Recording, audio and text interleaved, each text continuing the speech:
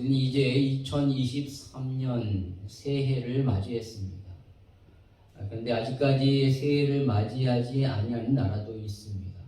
네, 그렇죠. 미국 로스앤젤레스 같은 경우는 지금이 몇 시냐면은 정오 12시예요. 12시. 어제 12월 31일 지금 거기는 정오 12시입니다. 바로 오늘 밤에 그들은 새해를 맞이합니다. 참 희한하죠. 우리는 새해가 됐다고 기뻐하는데 아직 그들은 새해를 맞이하지 않고 새해를 맞을 준비를 하고 있어요. 이처럼 나라마다 새해를 맞이하는 시간도 다르고 또 새해를 맞는 풍습도 다릅니다.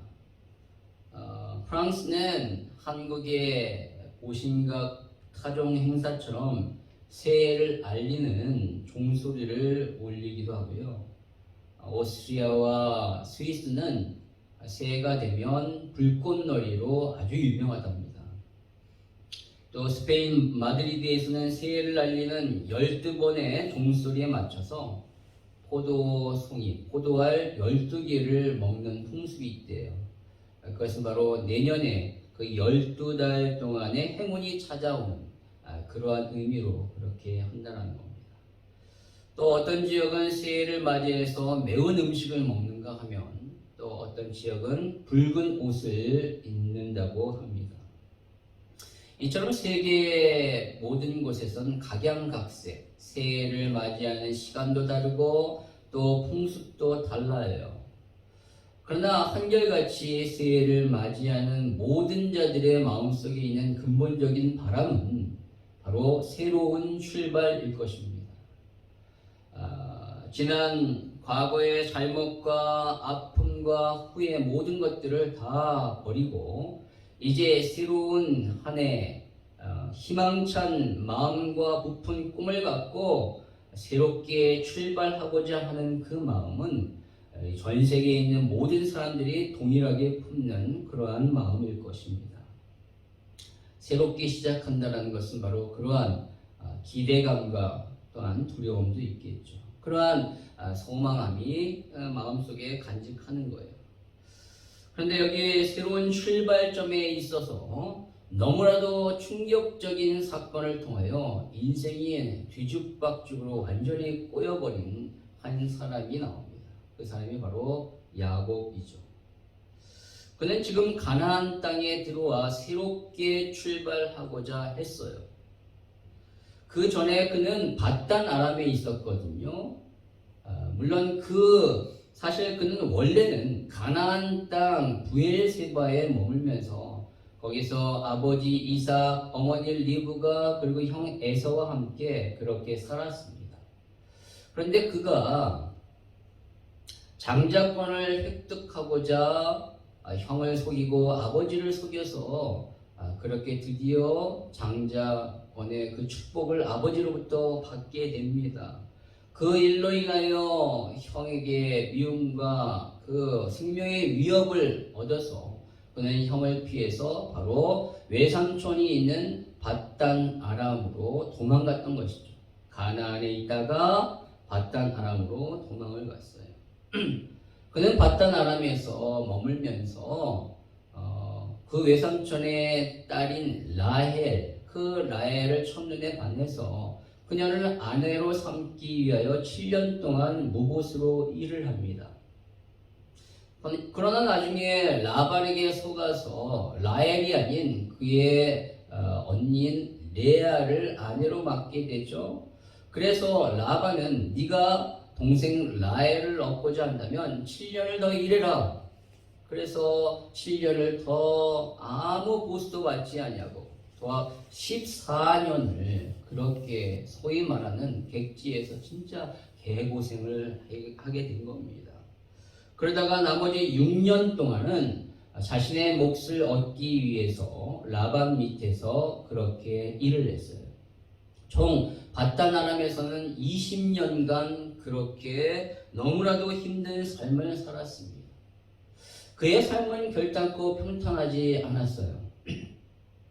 어렸을 때부터 집을 떠나 객지 생활을 하는 가운데 20년 넘게 그렇게 고생을 했습니다. 그것도 아주 고약한 장인의 밑에서 그는 죽어라 일만 했고요.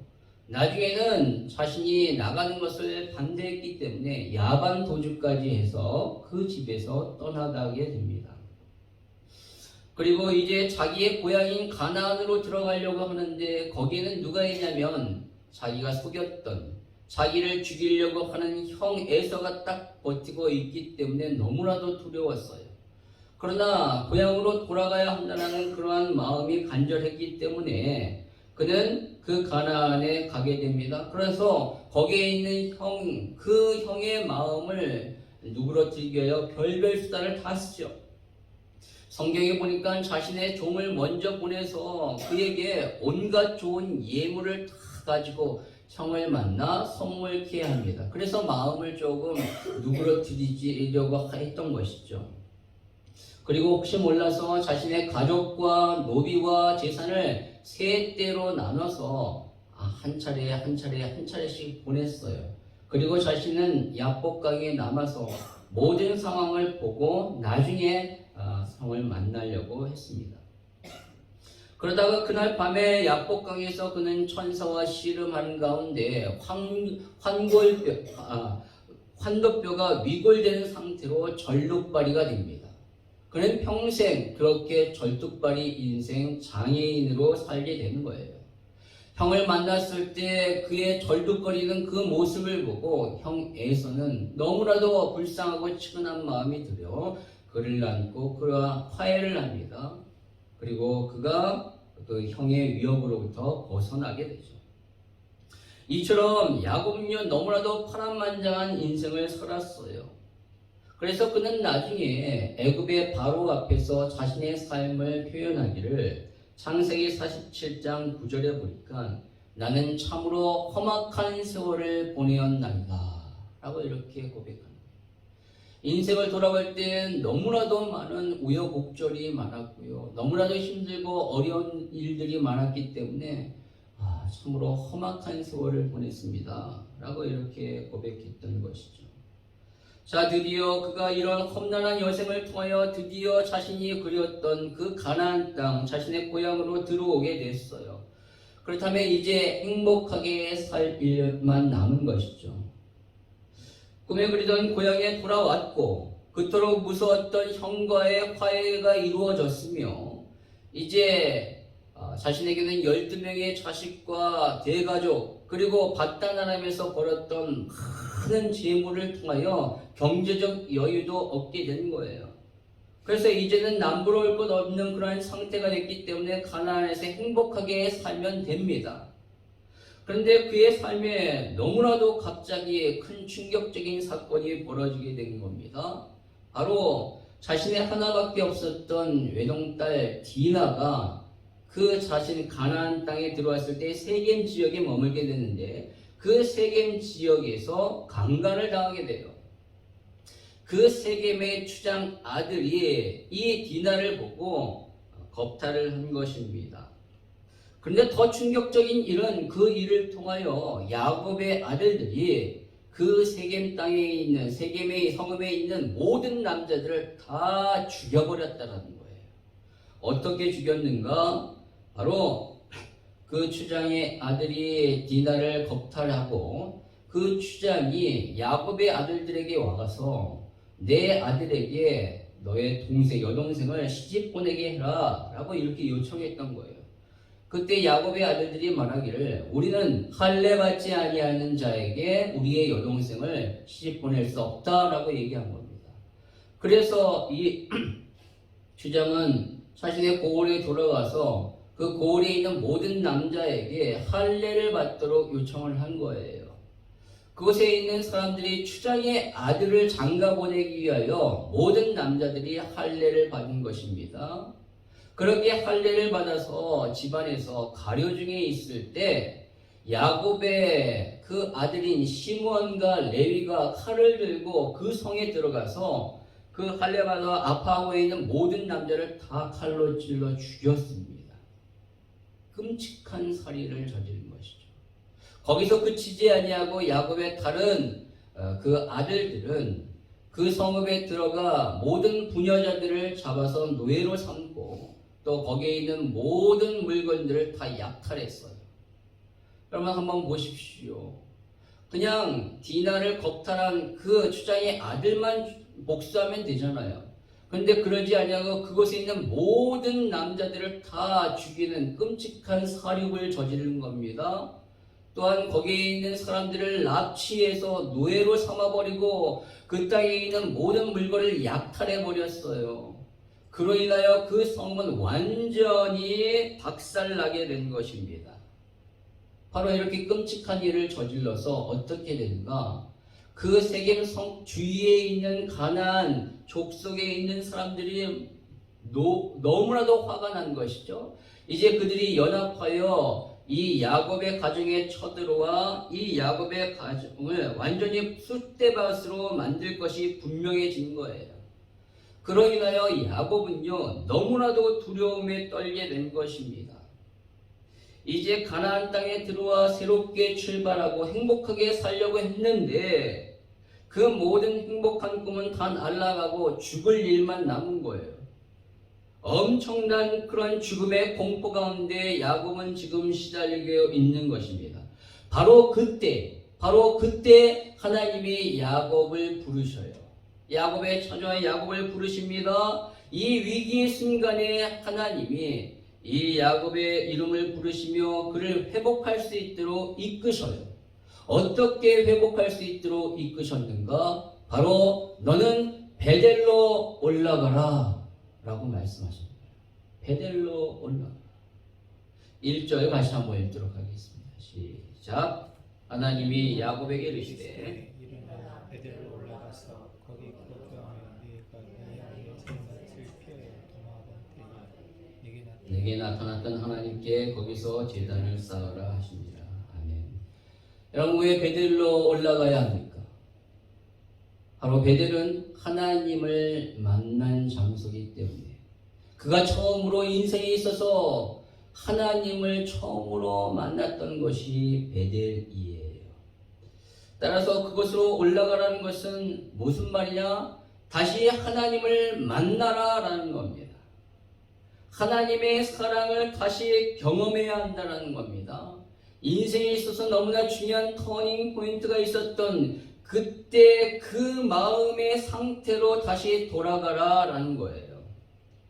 여러분 베델은요 야곱이 형을 피해 밧단아람으로 도망가던 길에 너무나도 지쳐 잠들었던 장소입니다. 그런데 그날 밤 하나님이 꿈에 나타나셔서 그에게 언약의 말씀을 주신 거예요. 언약, 그것은 하나님의 약속이죠. 하나님이 야곱의 인생을 통하여 이루고자 하시는 그 축복의 약속을 그에게 말씀해 주신 거예요. 그 약속이 무엇인가? 바로 창세기 28장 13절에서 14절에 나옵니다. 세 가지를 하나님이 약속하시는데 첫 번째는 이 땅을 너와 네 자손에게 주겠다라는 땅에 대한 약속입니다. 두 번째는 너의 자손을 땅에 티끌같이 많게 하겠다라는 후손에 대한 약속이죠. 세 번째는 땅의 모든 족속이 너와 네 자손으로 말미암아 복을 받을 것이다라는 복의 통로로서의 축복의 말씀입니다. 근데 여러분 이 약속은요 비단 야곱에게만 주신 것이 아니에요. 그의 할아버지 아브라함, 그의 아버지 이삭에게도 동일하게 주셨던 약속의 말씀입니다. 즉 이것은 그의 믿음의 가문 가운데 대대로 내려오는 하나님의 약속이라는 것이죠. 그렇기 때문에 분명 야곱은요 할아버지 아브라함을 통하여 아버지 이삭을 통하여 이 약속의 말씀을 들었을 거예요. 분명히 알고 있었을 것입니다. 그러나 그는 이 모든 것들을 알고 있음에도 불구하고 그것이 자신에게 크게 감옥으로 와닿지 않았어요. 자신과는 별 상관없는 그러한 말씀으로 여겼던 것이에요. 그렇기 때문에 그는 이 말씀을 위하여 살지 아니하고 자신의 욕심과 욕망을 위하여 살았던 것입니다. 그래서 자기가 원하는 것을 얻고자 수단 방법을 가리지 아니하고 결국 그 장자권을 획득했지만 형을 피해서 이렇게 도망가다가 지금 길거리에서 지쳐 잠을 자는 그런 처량한 신세로 전락해 버렸다는 거예요. 그런데 이제 말로만 들었던 그 하나님이 직접 나타나셔서 그동안 자신과 상관없다라고 생각했던 그 언약의 말씀을 이제 하나님이 자신에게 주신 거예요. 그로 인하여 이제 야곱은요, 하나님을 처음 만나고 하나님의 음성을 처음 듣고 하나님이 자신을 향한 그 놀라운 계획과 뜻을 알게 됨으로 인하여 내가 이 땅 가운데 무엇을 위하여 살아야 될 것인가를 드디어 알게 된 거예요. 하나님의 언약의 말씀을 위하여 살아야 되겠구나. 삶의 목적이 무엇인지 이제 드디어 깨닫게 된 거예요. 누구를 통하여? 하나님을 통하여. 그 전에 하나님을 만나지 못할 때는 자기의 삶을 위하여 살았는데 이제 그것만이 전부라고 생각했는데 아니라는 것을 알게 된 것이죠. 하나님이 나의 하나님이시며 나를 향한 하나님의 그 계획과 뜻이 있다는 것을 알게 된 것입니다. 그래서 이제 그는 잠에서 깨어나 그 하나님을 위하여 기둥을 세우고 거기에 기름을 부어 그곳의 이름을 베델, 즉 하나님의 집이라고 이름을 짓고 제단을 쌓아 하나님 앞에 예배를 드렸던 것입니다. 바로 이것이 그의 인생 가운데 결정적으로 삶의 변화가 일어나게 된 터닝 포인트의 장소가 된 거예요. 삶의 가장 중요한 전환점을 맞게 된 장소, 그것이 바로 베델이었던 것이죠. 여러분, 우리는 인생의 위기에 처했을 때 무엇을 해야 합니까? 바로 하나님을 다시 만나야 합니다. 하나님의 은혜가 있는 곳으로 가야 돼요. 하나님의 사랑을 다시 한번 경험해야 됩니다. 나를 향한 하나님의 말씀이 있는 곳으로 가야 돼요. 그 말씀을 다시 붙잡아야 됩니다. 내 욕심, 내 야망으로 흔들렸던 인생이었다면 이제 나를 향한 하나님의 그 계획을 붙잡아야 돼요. 삶의 목적을 올바리 붙잡을 때 우리는 다시 한번 그 위기 가운데 회복될 줄 믿습니다. 우리의 인생의 회복은 오직 하나님으로부터 오는 거예요. 하나님 밖에서는 절대로 근본적인 회복을 얻을 수 없는 것이죠. 여러분, 이것이 바로 기본입니다. 신앙생활에 있어서 가장 중요한 기본은 바로 하나님을 만나는 거예요. 하나님의 말씀으로 다시 돌아가는 겁니다. 하나님이 나를 얼마나 사랑하시는가, 그것을 알고 깨닫고 느끼고 경험하는 것, 거기서부터 신앙의 기본은 시작되는 거예요. 여러분, 우리의 믿음은 어디서부터 오게 된 것입니까? 바로 하나님을 아는 지식으로부터 오는 거예요. 우리가 구원을 어떻게 받았습니까? 바로 하나님의 은혜를 통하여 구원을 받게 된 겁니다. 우리의 삶의 승리는 어디서부터 비롯되는 것이죠? 바로 하나님의 능력을 덧입을 때 가능한 겁니다. 하나님이 아니고서는 아무것도 할 수 없는 거예요. 여러분, 삼손을 보십시오. 그가 하나님의 은혜가 덧입어졌을 때 그는 나귀 턱뼈 하나로 블레셋 군대 1000명을 무찔렀어요. 그러나 그에게서 하나님의 은혜가 떠나갔을 때는 그는 두 눈이 뽑혀서 비참하게 맷돌을 돌리는 그러한 인생으로 전락하게 된 것이죠. 나중에 그는 다시 하나님 앞에 회개하여 하나님의 은혜가 덧입어졌을 때 다곤 신상에서 있는 모든 사람들을 모조리 죽이는 그러한 역사가 그의 삶 가운데 일어나게 되죠. 사울은 어떻습니까? 하나님의 은혜가 그에게 임했을 때 그는 하나님의 성령의 충만함으로 예언을 하고 다른 사람들에게 길을 제시했어요. 그리고 많은 사람들을 모아 암몬 족속과 싸움에서 크게 승리를 거두게 됩니다. 그러나 그에게서 하나님의 은혜가 떠나갔을 때는 그가 악신에 걸려 평생을 다윗을 죽이는 데 허송세월을 하고 있지 않습니까? 여러분, 하나님의 은혜가 있는 것과 하나님의 은혜가 사라진 것은 이렇게 천지차이예요.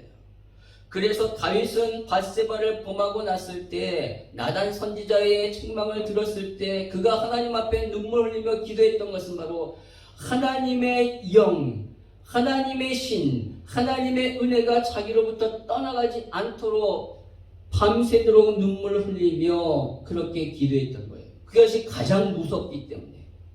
하나님의 은혜가 떠나가면 자기는 아무것도 아님을 그는 알았기 때문에 그렇게 구했던 것입니다. 그럼 우리 인생의 근원은 바로 하나님으로부터 나오는 거예요.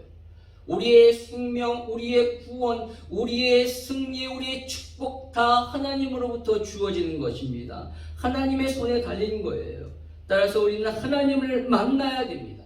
인생의 회복은 바로 기본으로 돌아가는 거예요. 하나님을 만나고 하나님의 그 사랑을 경험하며 하나님의 말씀 가운데 다시 시작하는 것, 그것이 인생의 기본이에요.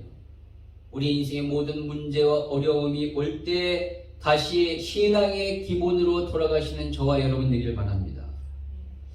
얼마 전에 TV에서 손흥민 선수의 아버지 손흥정 유스 그 축구 그 감독이 TV에 나온 것을 보게 된 적이 있습니다.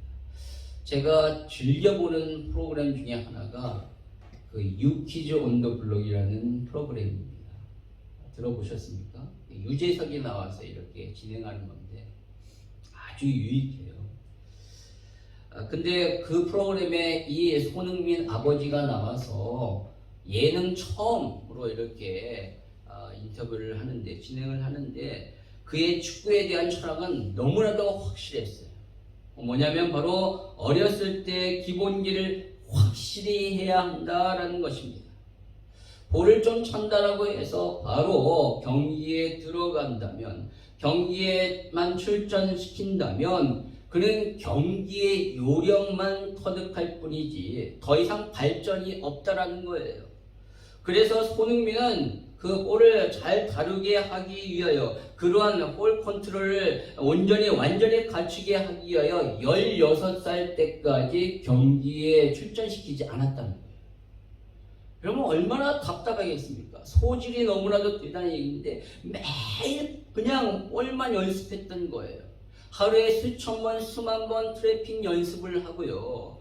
그리고 오른발, 왼발, 오른발잡이인데 왼발을 자유자재로 쓰기 위하여 늘 이것을 연습했던 거예요. 어디를 나갈 때도, 집을 나갈 때도 왼발부터 나가고, 양발을 신을 때도 왼발부터 신고, 그리고 발을 씻을 때도 왼발부터 씻었다는 겁니다.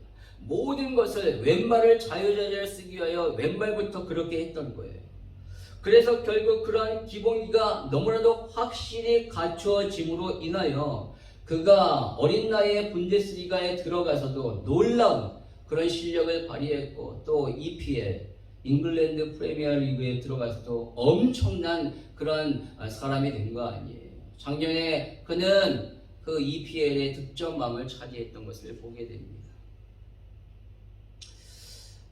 이 손흥전 씨가 얼마 전에 책을 쓰게 됐는데, 그 책의 이름이 뭐냐면 바로 모든 것은 기본에서 시작한다 라는 책입니다.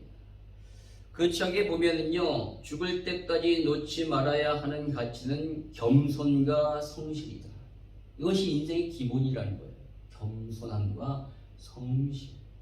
내가 잘할 수 있다라는 자신감과 내가 잘났다라는 우쭐함은 차원이 다르다.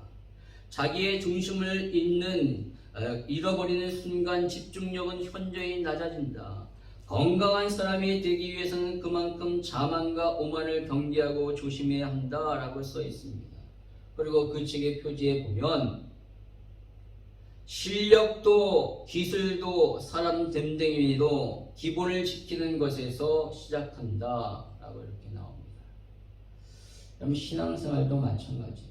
신앙생활도 기본으로부터 모든 것이 시작됩니다. 그 기본이 단단하게 세워졌을 때 어떠한 어려움과 환난과 두려움이 온다 할지라도 그 사람은 바로 다시 한번 일어설 수 있고 회복할 수 있어요. 그러나 그 신앙의 기본이 온전히 다져지지 않으면 조금 바람 불고 어려움이 오면 너무나도 쉽게 넘어지고 낭망하고 도저히 일어날 수가 없는 거예요. 바로 기본에 달린 겁니다. 하나님을 만나고자 하는 마음, 하나님을 사모하는 마음, 하나님의 은혜에 대한 갈망함, 하나님의 말씀 가운데 가고자 하는 그 마음이 있을 때 다시 한번 우리는 회복할 수 있는 겁니다. 그랬을 때 우리는 예배가 온전히 회복되게 됩니다. 무너졌던 제단을 다시 쌓게 되는 거예요. 오늘 하나님은 두려움에 떨고 있는 야곱을 향하여 너는 일어나 야곱으로 올라가라 라고 말씀하시면서 또 한 가지 요구하시는 것이 무엇인가? 바로 너는 거기서 제단을 쌓으라 라고 말씀하십니다. 제단을 그곳에서 쌓으라. 나를 만났던 그 장소에서 너는 제단을 쌓으라. 바로 예배를 드려라. 예배를 회복하라. 삶의 모든 무너진 삶의 회복은 바로 예배로부터 시작합니다. 오늘 야곱의 반응을 한번 보실까요? 3절 같이 읽도록 하겠습니다. 시작. 우리가 일어나 베델로 올라가자. 내 환난 날에 내게 응답하시며 내가 가는 길에서 나와 함께 하신 하나님께 내가 거기서 제단을 쌓으려 하노라 하매. 여러분, 이 얼마나 놀라운 고백입니까? 그는 드디어 깨달은 거예요. 내 인생의 모든 환난과 어려움과 두려움 가운데 그 모든 것으로부터 벗어나게 하실 분은 오직 하나님이시구나. 내 환난 날에 내게 응답하시며 내가 가는 곳에서 나와 함께 하신 하나님. 나는 혼자가 아니었다.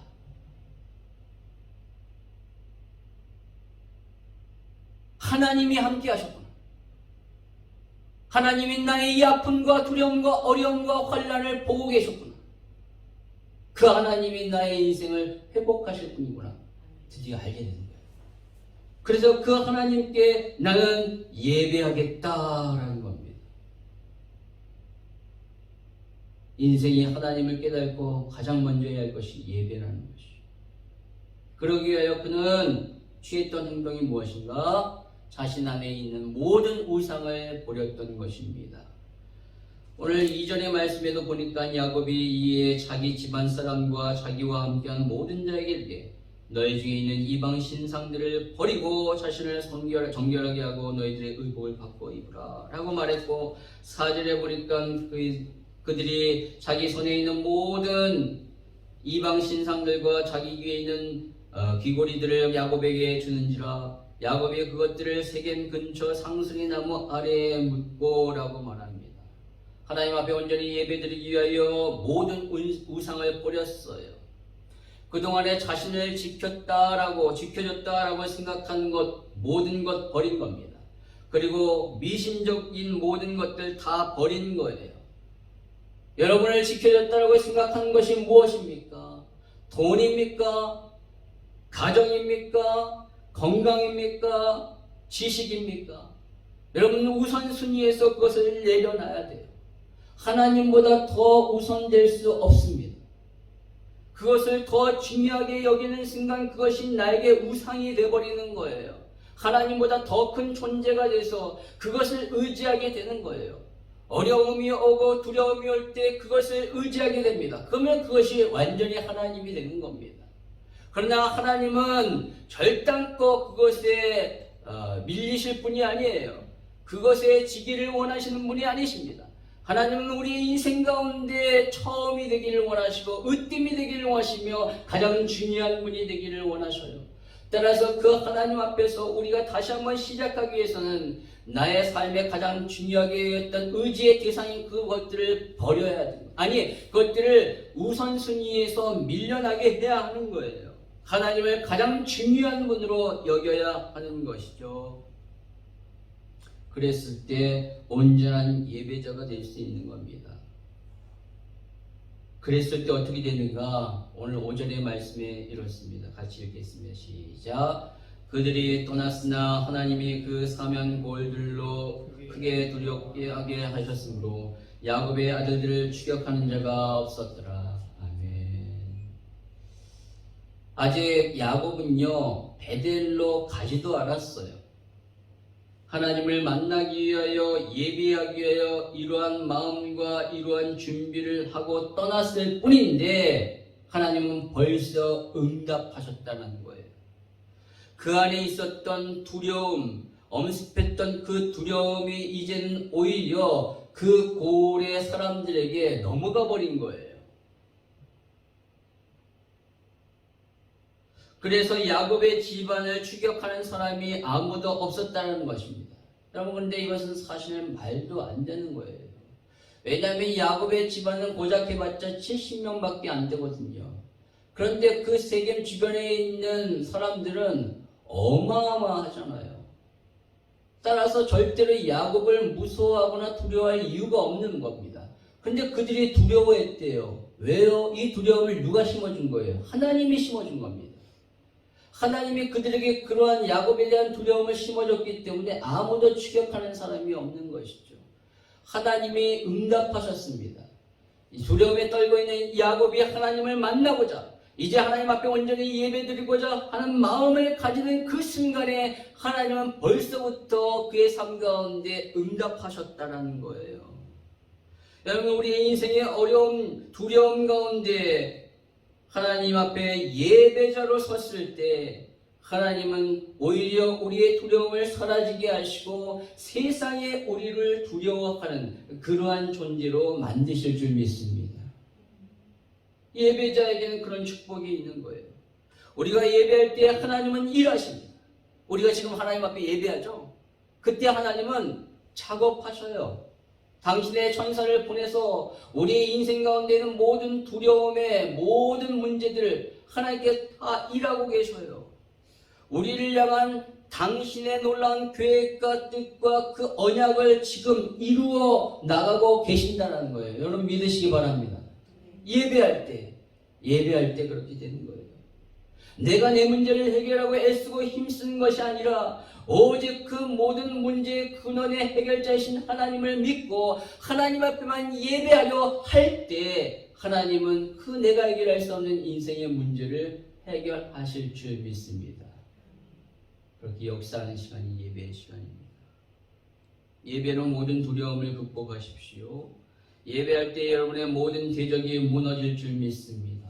예배할 때 여러분 무너졌던 여러분의 삶이 다시 한번 회복되게 될 줄 믿습니다. 기쁨과 즐거움이 회복될 것입니다. 예배할 때 하나님의 인재를 경험하게 될 것이고 예배할 때 하나님의 언약을 다시 한번 발견하고 그 말씀을 붙잡고 기도하는 가운데 놀라운 하나님의 회복의 역사를 경험하게 될 줄 믿습니다. 하나님을 만나는 예배의 기본으로 돌아가 올 한 해 하나님의 이끄시는 그 놀라운 은혜와 복을 받는 저와 여러분의 삶이 되기를 주님의 이름으로 축원합니다.